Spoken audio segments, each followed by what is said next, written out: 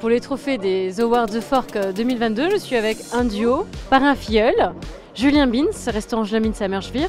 Vous avez choisi de parrainer Robin Dorgler du restaurant Miro, alors pourquoi ce choix ? J'ai rencontré Robin au sein du restaurant lors d'une formation qu'on a initiée avec Hervé Tisse. Je ne connaissais pas Robin du tout et ça m'a permis de le découvrir. J'ai salué quelque part son ouverture d'esprit.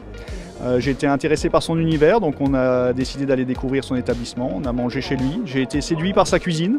J'ai passé un très bon moment. J'ai trouvé que c'était quelqu'un qui avait une ouverture d'esprit très intéressante, qui avait un univers particulièrement intéressant aussi, avec des soirées à thème, notamment des soirées DJ, des soirées autour de brasero argentin, des choses qu'on ne voit pas chez nous. J'ai trouvé quelque part une modernité qu'on voit peu en Alsace. Et j'ai trouvé que c'était important quelque part d'aider ce genre de concept et d'aider Robin dans cette démarche. Robin s'est allé à Oswald, village de mon enfance. Moi j'ai grandi auprès de cette auberge autrefois qui s'appelait la Nardweit.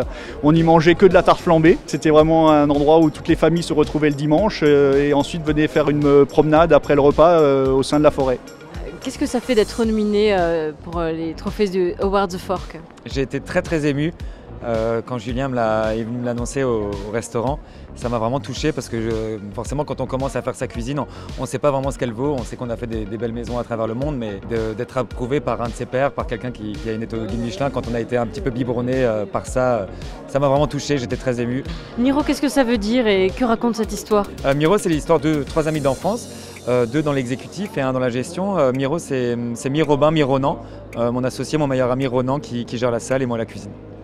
Et qu'est-ce qu'on y mange ? Qu'est-ce qu'on déguste chez Miro ?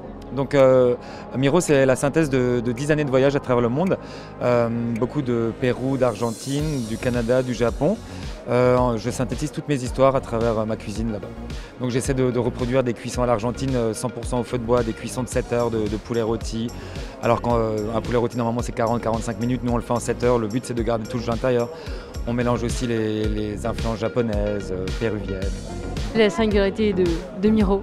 Donc vraiment c'est ce cadre un peu verdoyant, on est en lisière de forêt, on a une rivière magnifique qui nous longe. La singularité c'est également cette programmation un peu éclectique qu'on propose. On propose autant de soirées musicales que de dîners avec des viticulteurs, des dîners à 4 mains, on accueille des chefs, des artistes, des tatoueurs. Un lieu de vie. Un lieu de vie tout simplement.